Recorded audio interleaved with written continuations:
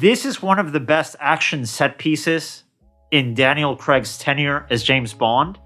There's a car chase here that for me is the best car chase sequence that I've seen in a Bond movie since Goldfinger.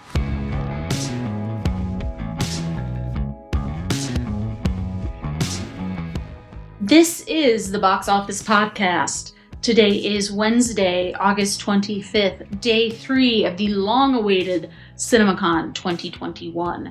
I am Rebecca Polly, Deputy Editor of Box Office Pro, the only magazine in North America exclusively dedicated to covering the movie theater industry, and I am joined once again by Daniel Loria, Editorial Director of Box Office Pro. We have another big episode for you today. We'll be going over the state of the industry remarks from NATO's John Fithian and the MPA's Charles Rivkin, as well as studio presentation recaps of MGM and Warner Brothers. A solid 1920s studio vibe in this episode. I like the history of it. And we're closing out with an interview with Cinepolis COO Miguel Mier. But before we get started, here's a word from today's sponsors. Today's episode is brought to you by Dolby Laboratories. Elevate your cinema offering with Dolby. Dolby boasts a diverse portfolio of products for every auditorium need, from Dolby Cinema, Dolby's pinnacle movie-going experience, to Dolby Atmos, their premium immersive audio offering, to auditorium packages tailored for any size theater and everything in between. Dolby also offers a full range of audio, imaging, accessibility, and content management solutions designed to give audiences a best-in-class cinema experience.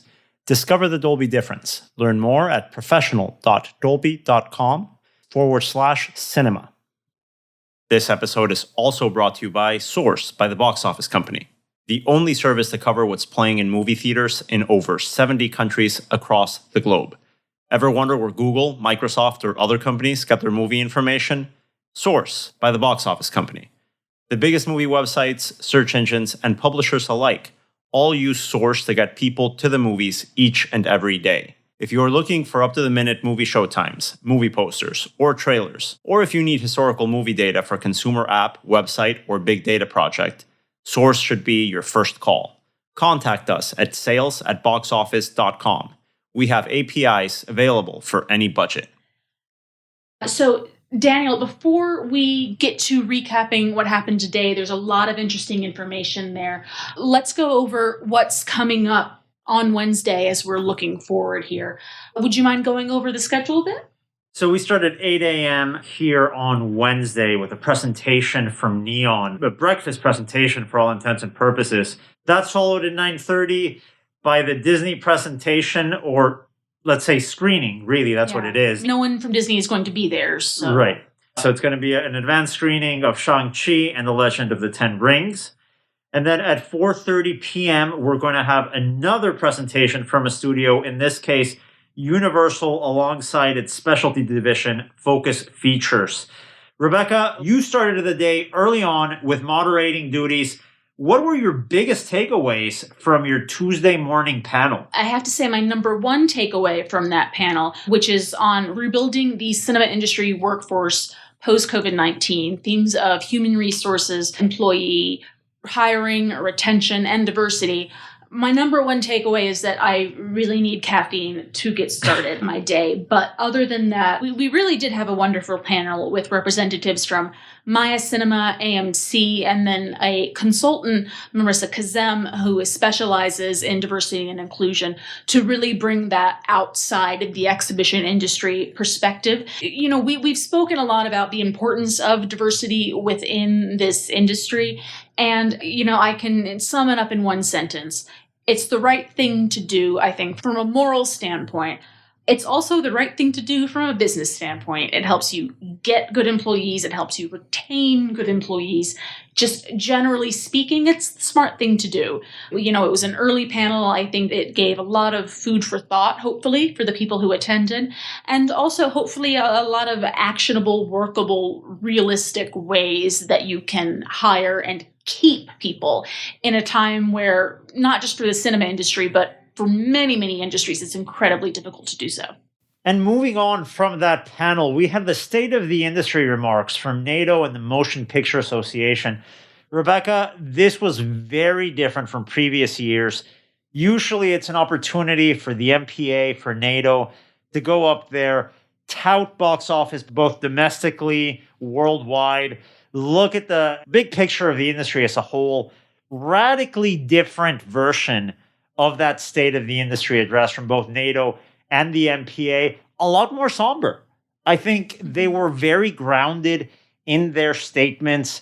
They were very serious, but still optimistic. Somber and optimistic, and yet I would also add the adjective emphatic. There was a definite rallying of the industry sense that I got from this panel. And, well, we have some quotes to that effect. First off, from Charles Rifkin, for more than 100 years, we have built one of the most successful and iconic industries in human history. And together, we will build an even greater one in the century to come.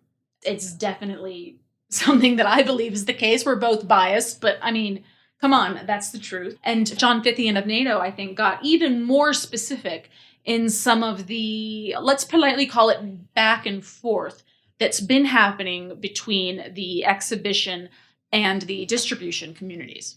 That's right. John Fithian being very explicit with NATO's stance on supporting theatrical exclusivity. This is his quote, "Exclusive release periods remain vital to the survival and success of the theatrical experience. Theatrical windows won't be what they were before, but they can't be what they were during the pandemic either. What the future holds is up to our members and distributors to decide, but let us be clear about one thing. Simultaneous release does not work for anyone. A steady flow of strong movies released with exclusive windows is essential to exhibition's recovery and to the profitability of the entire movie ecosystem." That's a quote from John Fithian speaking about theatrical exclusivity at the State of the Industry address on Tuesday morning. Strong statements. Echoes what we saw from Sony in last night's presentation, where again they came out very strong in support of movies going to theaters first and exclusively. For some quotes on that, if you haven't been able to catch up with yesterday's episode, there were some quite spicy quotes on there. Fithian didn't use language, let's say, that came up in the Sony presentation, but certainly a strong statement and one that you could definitely sense the approval in the room. And talking about that approval in the room, one of my favorite moments of that State of the Industry address is when John took the time to recognize two members of the NATO staff that we can vouch, because every time we speak to an exhibitor, every time we get into conversations, checking in how people are doing, these two names keep on popping up. John Fithian recognizing Esther Baru and Jackie Brenneman over at NATO for their tireless work in securing government funding for exhibitors. It was a great moment and a very strong ovation, round of applause from the crowd. I believe he referred to them as the SFOG Queens. Certainly well deserved. I mean, we have to get them T-shirts with that. Is it too late? SFOG Queens. Yeah. We can make it happen. Are they listening? It'll be a surprise. Don't worry. They put on just tireless, countless hours of work, and you could really tell that the exhibitors in attendance recognized and appreciated what they had done. I agree. That was one of my favorite moments. It was a very, very special moment. Though I do have to say, a close runner-up to that, typically the NATO Marquee Award goes to a particular person. This year, that was not the case. We had AMC Theaters, Adam Aaron, giving that award to, just in general, movie theater workers, movie theater employees, the people who were furloughed, potentially lost their jobs, really took the brunt of the harm from COVID from this. But also, those are the ones who persevered. Mm-hmm. Those are the ones who keep this industry going.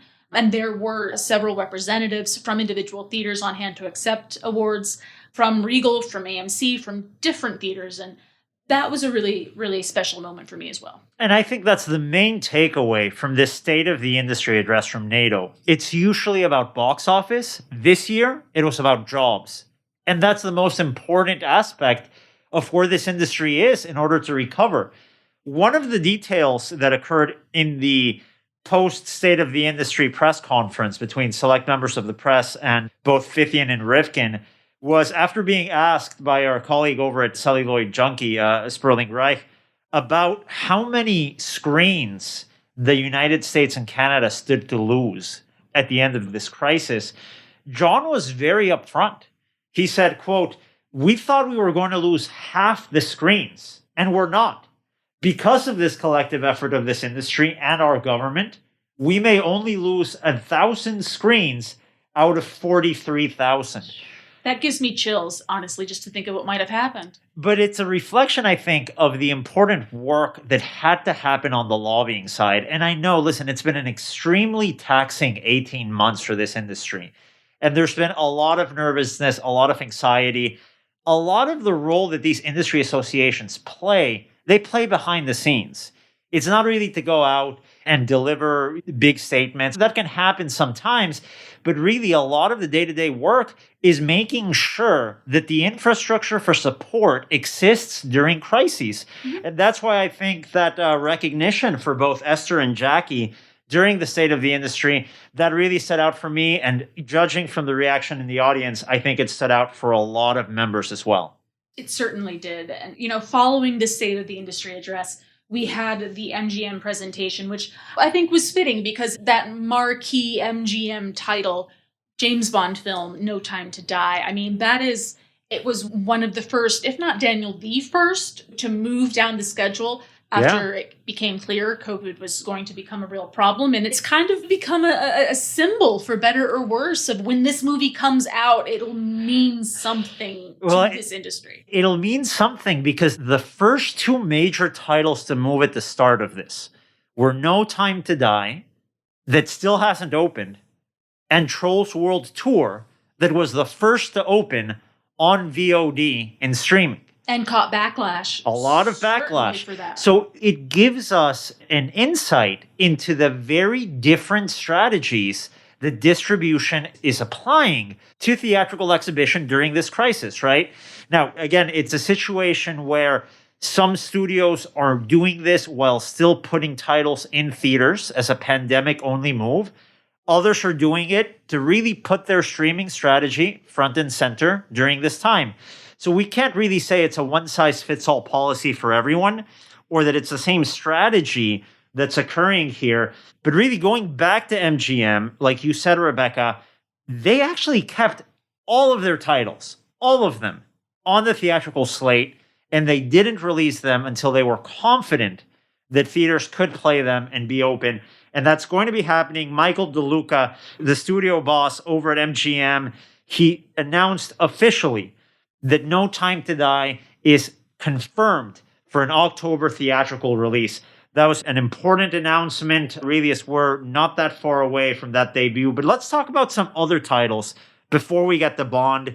Rebecca, what were some of your highlights from that MGM United Artists presentation? Look, I know right now we're in a period in theatrical exhibition where, for whatever reason, there are a lot of musicals. Some of them work, some of them don't. I still love a musical, and I love director Joe Wright. I think he consistently turns in amazing work. So for me, we were able to see the trailer for Cyrano, starring Peter Dinklage, an adaptation of Cyrano de Bergerac. A musical, Joe Wright, Peter Dinklage, three of my favorite things. Come on. It looked, I love a lush costume drama. But then on the other side of things, we have Samaritan with Sylvester Stallone, in which he plays an aging superhero. Knowing your love of the Rocky franchise, Daniel, I'm going to turn this one to you. Rebecca, the way you love costumes is the way I love Mr. Sylvester Stallone. To be honest, this looks like an interesting title. The action looked pretty gritty, pretty intense. I'm just not a huge fan of this type of genre. But looking at the style that it was filmed, it's interesting. It stood out. It definitely stood out. It has more of a physical action feel of those 1980s movies that Stallone was really known for back then. Those movies really don't get made anymore. I'll be curious to see how it turns out, but it's definitely on my radar. Anything else from that MGMUA presentation on your end that stood out? Well, we have 13 Lives from director Ron Howard about the rescue of the children who were trapped in the mine. It's Ron Howard. I'm going to show up. He's dependable. He's one of those directors who, I'll see it. I'm in. It's fine. And then, of course, they showed a scene from No Time to Die. Daniel, I know immediately afterwards you were like, mind blown, goodness. But I will just say one thing before turning it to you, which is that I cannot imagine watching that for the first time on my TV. That's a great way to put it. I completely agree. It's hard to understand these scenes, especially these action sequences, out of context of a film, right? You can see a lot of really well-produced action sequences on their own and have an opinion. So we have to put in that caveat, that asterisk. But what we saw about 7 minutes. In my opinion, this is one of the best action set pieces in Daniel Craig's tenure as James Bond. There's a car chase here that for me is the best car chase sequence that I've seen in a Bond movie since Goldfinger. It was really great. High praise. I'm really excited to see it on the big screen. A lot of folks are. And it ended that MGM presentation with a buzz, with an excitement. People came out ready to talk about new movies. It raised questions about the relationships between the characters in the films. Yeah, absolutely. So it's a really great reaction, I think, from the exhibitors attending the event to the footage from MGM and United Artists. And then let's move on to the second presentation that, Rebecca, you weren't there for, but I did attend here from Warner Brothers. Slightly different reception here, to be honest. We're talking about Warner Brothers here. I'm just going to quiz you once we finish recording this podcast on the minutest of detail with anything that you learned about The Matrix 4. But let's widen the scope a bit. How did this presentation go in the macro sense? It's one of the challenges we thought we were going to see here at CinemaCon 2021 with the pandemic. Again, we understand the people decided not to come. That's completely understandable. At the same time, we can't help but compare studio presentations to one another. Jason and Ivan Reitman, as we said in yesterday's podcast, they came, showed up in person to introduce the first public screening of Ghostbusters Afterlife. And you had MGM United Artists come out and introduce a lot of new footage. Multiple executives. Again, we don't want to make it seem like it's a criticism if anyone that said, I'm not comfortable coming. Not at all. That being said, there has to be some sort of alternative that I think is enticing considering the moment. I think Warner Brothers did the best they could, but we didn't have a single Warner Brothers executive in person. Again, understandable in the context. So are they here at the show? Or A couple, yes, there are several. Instead, it was an exhibitor that introduced in person the Warner Brothers presentation. That's Rolando Rodriguez, the chairman of NATO, CEO of Marcus Theaters. He introduced the Warner Brothers presentation. And the video, it's difficult. It's tough to do these sort of big event, momentous occasion productions with a live audience when you're not really there. I don't think it was particularly well executed. What was the mood in the room?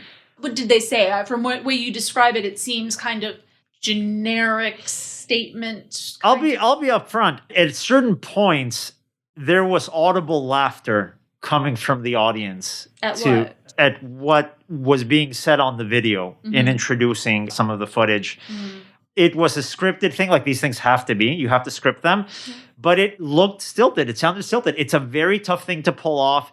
I don't think Warner Brothers landed it, personally. So these were statements about, I assume given at CinemaCon, we support theatrical, we recognize the importance of theatrical, and really introducing filmmakers that came in to talk about the movies they had on hand, right? We had a couple of filmmakers come in, but let's go down the list of what was introduced during the Warner Brothers presentation. James Wan original horror film Malignant. We saw some footage from that. We saw a behind-the-scenes featurette on Cry Macho, the Clint Eastwood Western that is coming out later this year. some footage from The Many Saints of Newark, the Sopranos prequel that is also going to be coming out. And please do check out our CinemaCon issue if you have not already. Kevin Lally does have an interview with the Alan Taylor, the director of that film. There's some interesting insight there into kind of transitioning the iconic Sopranos into the feature film format. Then we had some footage from King Richard, the biopic of Venus and Serena Williams, starring Will Smith. Rebecca, I was pleasantly surprised by that. When I think of what I saw, this was the title that intrigued me the most. I'm looking forward to this one. I'm ready for Will Smith to come back to get that Oscar, you know?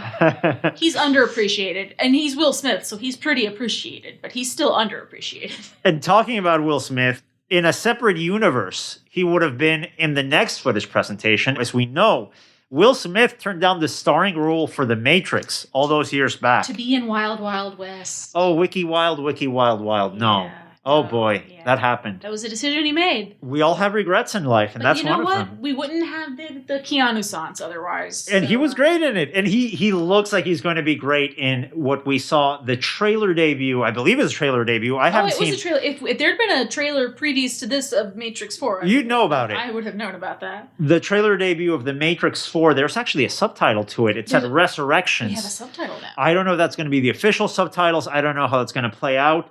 But some interesting footage. I have to tell you, it was a little interesting. In that trailer, they're really leaning into this whole red pilled thing. Curious marketing move there in putting that trailer together. You know, at worst, it's going to hit very well in like all the WhatsApp chat groups with relatives I don't speak with anymore. They're muted in my phone somewhere. But for any fans of red pill memes, you got a great movie campaign coming with this Matrix sequel. You know what? If Warner Brothers can trick the red pill crowd into really loving a film by two trans women, then I'll count that as I'll take that as a silver lining. That's a good subversive twist on what this project might mean. But moving on to another big IP in the Warner Brothers stable, we had nothing new here, really. It looked like the trailer I've already seen for the Batman, the Matt Reeves. Can we call it a reboot? I don't even know what's a reboot and a remake anymore. It's just another movie with a Batman guy. Yeah. But it's there. There's a Batman in it. And I don't know, maybe some other Batman friends. You know how it goes. We'll see how the movie turns out. Darker tone, as I think these movies tend to always go either full camp or a little bit darker. It's directed by Matt Reeves, right? I like him. He does good work. I'm excited for He did those Planet of the Apes reboot equals. I liked them. I liked them just fine. Similarly, we have Denis Villeneuve, another Warner Brothers staple, who has Dune coming out late this year. Quick shout out to our co-host Russ Fisher. Wasn't able to be here at CinemaCon, but I'm going to say number one Dune fan. What did we see from Dune? Because that's their big holiday release, right? Well, the first thing we saw was October, but moving into that season. Yeah, the first thing we saw there was Timothée Chalamet's dreamy eyes introducing footage from Dune. We actually got to see an entire scene from Dune. It was something interesting. I was curious if we were going to get to hear from Dune director Denis Villeneuve, who has been extremely outspoken against the Warner Brothers HBO Max decision to go day and date. Ticked off not just once, but it's been in the press again several recently. times. He's not backing down on it. He is, and so I was curious to see, do we get to hear from him? And a little bit of background here. Rebecca and I reached out to try to see if we could get an interview with Denis Villeneuve for the CinemaCon issue, knowing his commitment to movie theaters. Unfortunately, we got as far as you saw the actual film, in advance. Unfortunately, it looks like scheduling concerns were to blame for that. Unfortunate.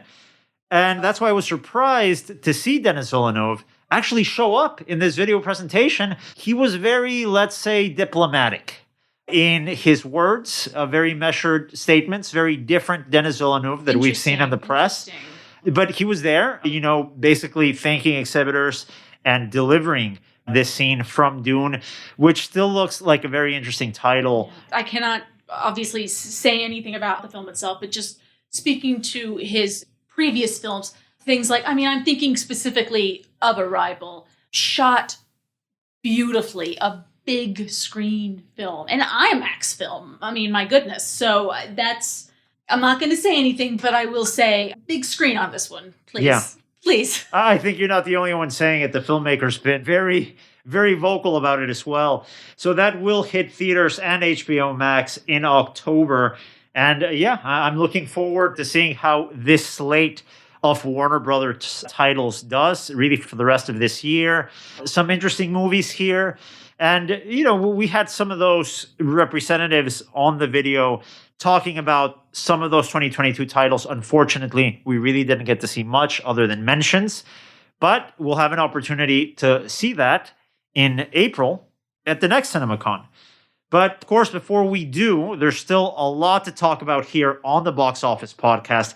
We have our feature interview with Cinepolis COO Miguel Mier, who has spent 26 years at the Mexican circuit. Rebecca, this was a great conversation. Miguel has been with the company throughout its international growth over the last 2+ decades. We had a far-reaching conversation about where the Latin American film industry is right now during the pandemic, and some of the lessons that a multinational exhibitor like Cinepolis has learned during this crisis. So that is coming up for you right now. Thank you again for joining us on the Box Office Podcast. May I say just one final note? As we record this podcast, Daniel is in fact wearing movie theater popcorn socks. You exposed me. Yep. Right as we're going to the interview. It's a good thing.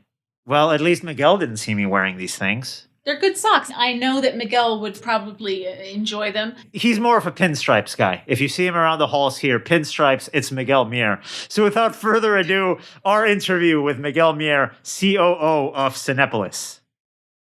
Miguel Mier, welcome here to the Box Office Podcast. Thank you so much for joining us. A lot of topics to cover, but let's start, I guess, looking back on a very crazy and unexpected last year and a half here in the industry. From your perspective, as one of the top exhibitors in Latin America, how has this pandemic affected the region and moviegoing in the region as a whole?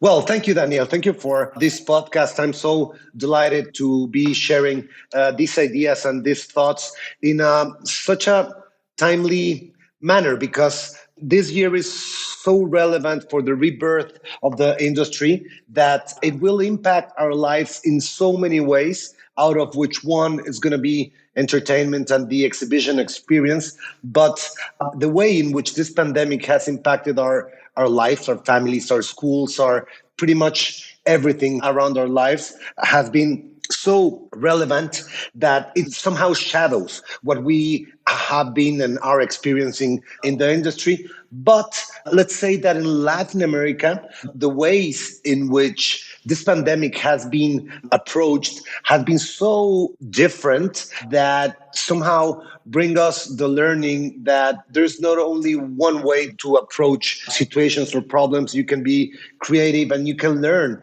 things that have worked in one market and bring them to other markets. We have great examples in Asia. We have great examples in China, in Japan, in India that we can learn from, and we can adopt those best practices in not only in Mexico, but in the whole Latin American region.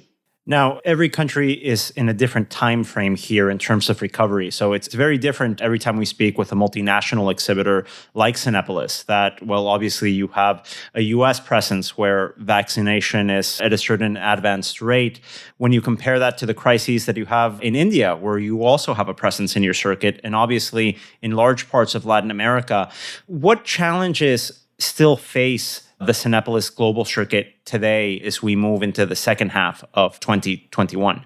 Stability is the main challenge in the different markets. You mentioned India, and that was one of the markets where, when the pandemic was pretty heavily hitting the European markets, India was doing quite well. Actually, they even launched some new titles that were quite successful. In Tamil Nadu, in the south of India, they launched Master 2 that did amazing box office numbers.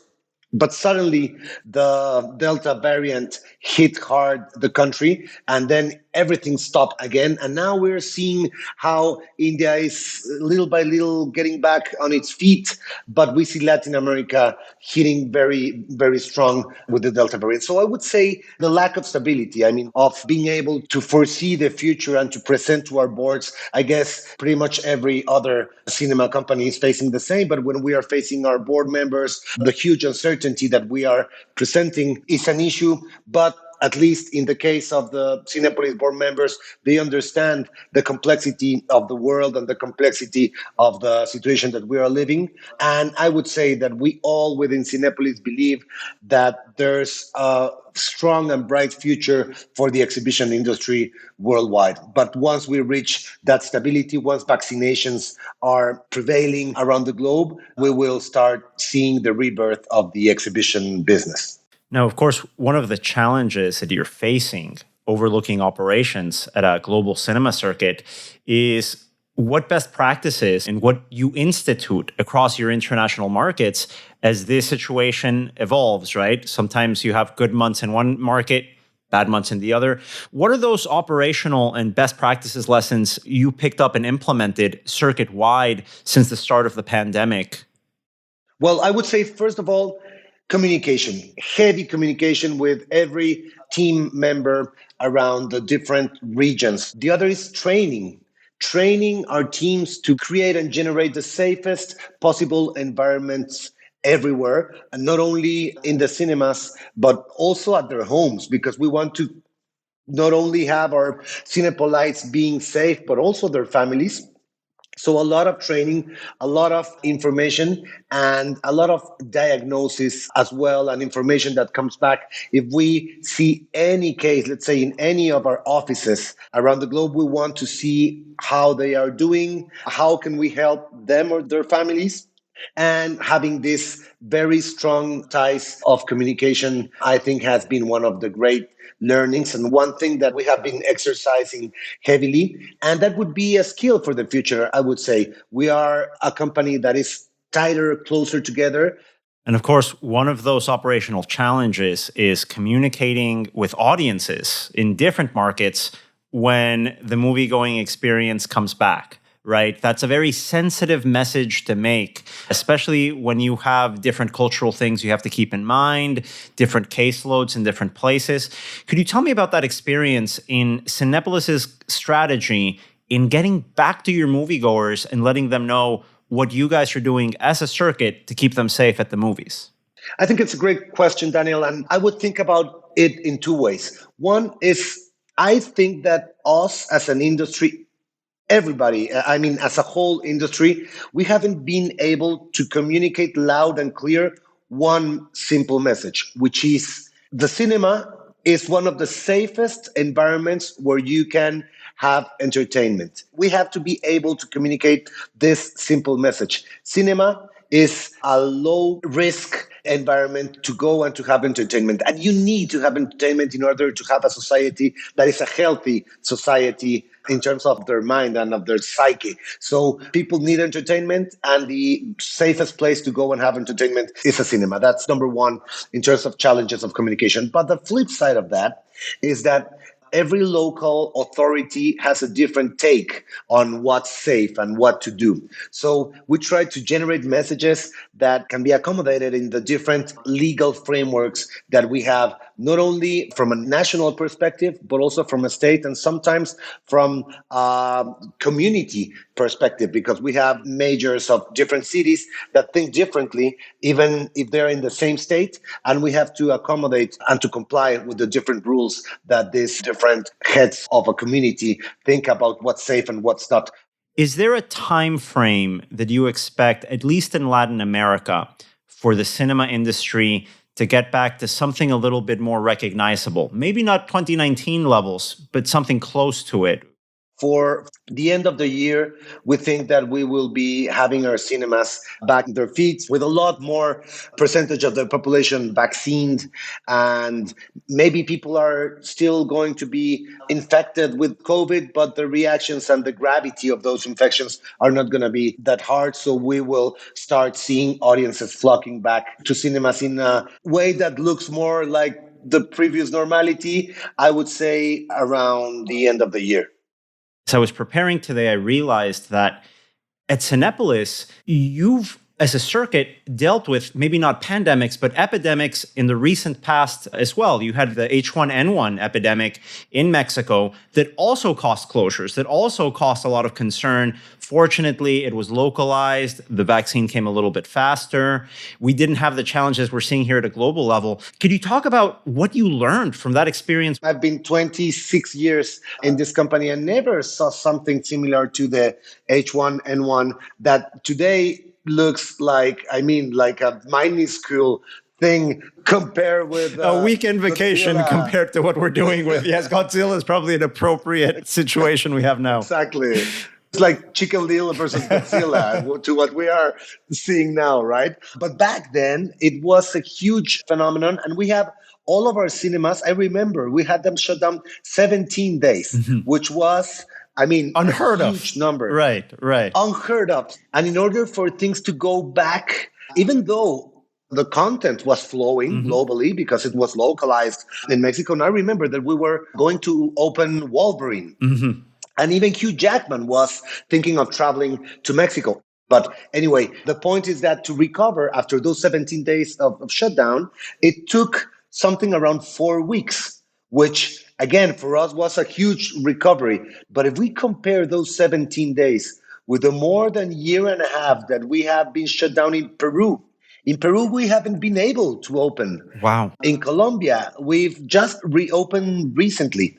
So we've been more than 18 months closed in some markets compared to the 17 days. And it took 4 weeks to recover well. But then somehow the country forgot about that. When people feel safe, right, it's quite easy to go back to your habits. And that's why we strongly believe that our industry will recover and we will see brighter days for our industry. We don't have a doubt about it.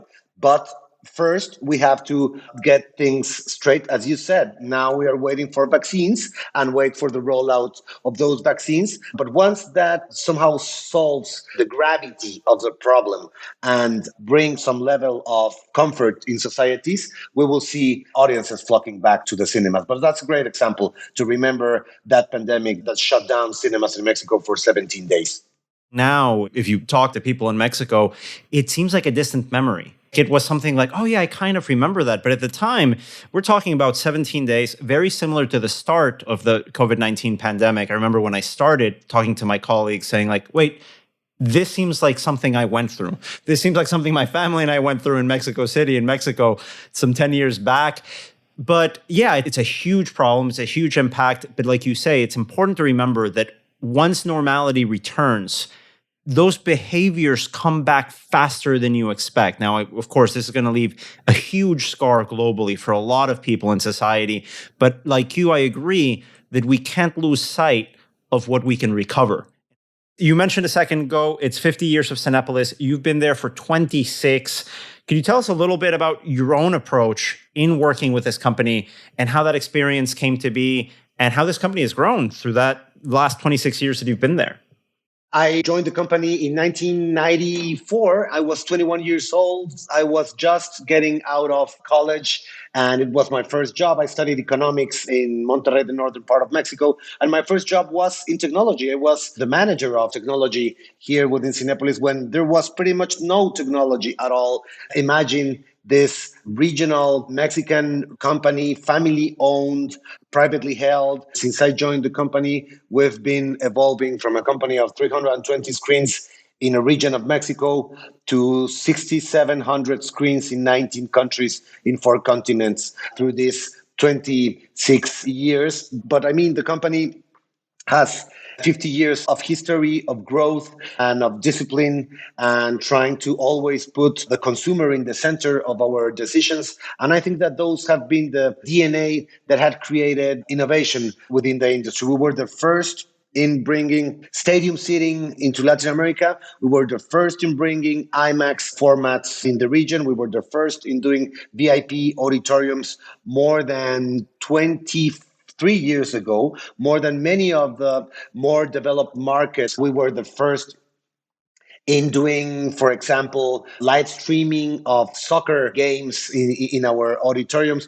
We were the first in bringing 4D technology to our cinemas, and we were the first in selling via our app with reserved seats. In all of our Cinepolis worldwide, we sell reserved seats, and we've been doing this for more than a decade. And so we'd like to think that, in spite of the fact that our industry has 120 years old, and many people might think that the cinema industry is not that innovative, we like to think of ourselves that we can find ways to innovate the experience of our consumers. What sort of innovations has Cinepolis focused on during this period that you think will remain in place once we achieve that normality we're talking about? People like popcorn at home. And we've seen how taking popcorn from our cinemas through the different apps and the different ways in which people are getting products, home delivery, popcorn has been one of the products that has been really successful in Mexico. So I see that trend remaining when people want, I mean, even if they just have want to hang out at someone's place, and even though they're not going to watch a movie, just to hang out, popcorn has become a product that's available for large audiences in Mexico and Latin America. That would be one. Secondly, I would say the relationship through technology. I strongly believe that technology has been an enabler for the comeback. People want to see what's going on in the cinema through our apps and through all the different digital platforms that we have. And that will also help contactless interactions between customers and cinemas and customers and concessions. And somehow the relationship with the consumer, I think, is going to shift based on technology. Those are the two trends. More of our products presence at home, and more technology in the relationship between the consumer and us exhibition companies. And that's something that Cinepolis has been very active on. If we look even the convergence of those two aspects with something like Cinepolis Click, the video on demand app that Cinepolis was one of the pioneers in instituting a VOD strategy, especially among any media company in Mexico, in bringing your brand to the home and bringing that sort of leadership in the entertainment sector and expanding it outside of your physical locations, whether that's popcorn or whether that's watching entertainment. I think that's something that it'll be very interesting to see how other circuits and how other entertainment brands adapt those lessons as we emerge from this pandemic. True. I think it's a great comment, Daniel, but because somehow our interaction with our community, with our consumer base, remained through Cinepolis Click. But also, an interesting fact about Cinepolis Click is that we started showing additional content, not only movies. And we started showing some concerts and some musical content, Latin American musical content. And that also drove a phenomenon in Mexico that one of the pieces of content that really boosted the comeback of audiences to the cinemas was the BTS concert, this K-pop band from Korea that when we showed it in the cinemas, and I'm not talking right now about Cinepolis Click, when we showed it in the cinemas, the fan base of BTS went flocking our screens. And we think that there's a little bit of a link there between what we provided at home of music and concerts with the BTS phenomenon was something that somehow says, if you have good content, people will be even willing to go and leave their couches and go to cinemas and watch content that's relevant for them. As you look back, what have been the biggest achievements and the biggest challenges during your tenure that you've seen at the company? I would start with the latter. And by far, what we're experiencing right now is the biggest challenge that I think our industry has ever scene, and we will need to recover, and we need to be really smart to find our way out of this challenge. So I never expected to be facing and to be dealing with a crisis so deep like the one that we're facing. But as I said, and as I mentioned, we are positive that we are going to be out of this crisis sooner than later. And in terms of the successes that we have reached, I would say the international expansion. But to get there, first, we had to be really good in our domestic market. And I would say, using Stephen Hawking's words, a brief history of time in our industry would be from the 1990s, 1994, when the Mexican, I would say Latin American exhibition industry opened to the international companies to jump in the market. All that was a tectonic shift in the competitive landscape of the exhibition business in Latin America. And many local companies died in the evolution process, but some were able to rise to the challenge. In Mexico in the 90s, in the mid 90s, 4 out of the 10 largest US companies entered the market: Cinemark, General Cinema, AMC, and we also have Hoyts from Australia reaching the Mexican market. And we have a bunch of local regional circuits, and some of those are not still in business, but some of us that prevailed were able not only to be competitive in our homeland, in our own turf, but also go and expand those capabilities that we learned through the decade of the 90s and through the 2000s. And when we were able to be competitive within our Mexican market, we started expanding to Central America and to the northern part of South America. And then we did the big leaps when we decided to go to India, Brazil, US, Spain, and in the Middle Eastern countries. But I would say that one of the most relevant achievements of Cinepolis in the past 3 decades have been the international expansion. And I would just mention another one that would be the very disciplined financial management. And I would even put the word conservative financial management of the company that has made us being able to grow without being heavily levered, and has made us have enough resources to think that we have a future, a solid future, in order to recover from this super challenging era that we are living currently. You mentioned tectonic shift in 1994. I can tell you, I'm from Querétaro town, for our listeners, in the city in the center of Mexico, about 3 hours drive from Mexico City. First multiplex, the first modern multiplex there opened in 1995. I believe it was either in the summer or early fall. And that's the first modern multiplex I attended. And it really, really changed culturally, I think, the Mexican audience's relationship with going to the cinema, which had always been there. Of course, you see a movie like Roma from Alfonso Cuarón, you see these old big cinema palaces, the fact that moviegoing was always a big part of Mexican culture. But that changed. Those words, tectonic shift in those mid-90s, really changed, I think, for a lot of us and a lot of our careers. I can say my own career as well. That's when I first started being interested in moviegoing and going to the cinemas and sort of poking around and eventually making a career out of it myself. And Daniel, should I give your audience the name of that cinema in 1995? It was Cinemark, Plaza Boulevares. Yeah, exactly. I mean, absolutely. You know it. You know it exactly. Yeah. I know exactly the place. I know I was there that summer because, as you mentioned, was such a tectonic change that I had to go to Querétaro and I had to go to Cinemark, Plaza Boulevares, close to Tec de Monterrey, to this big college, private college in the city of Querétaro.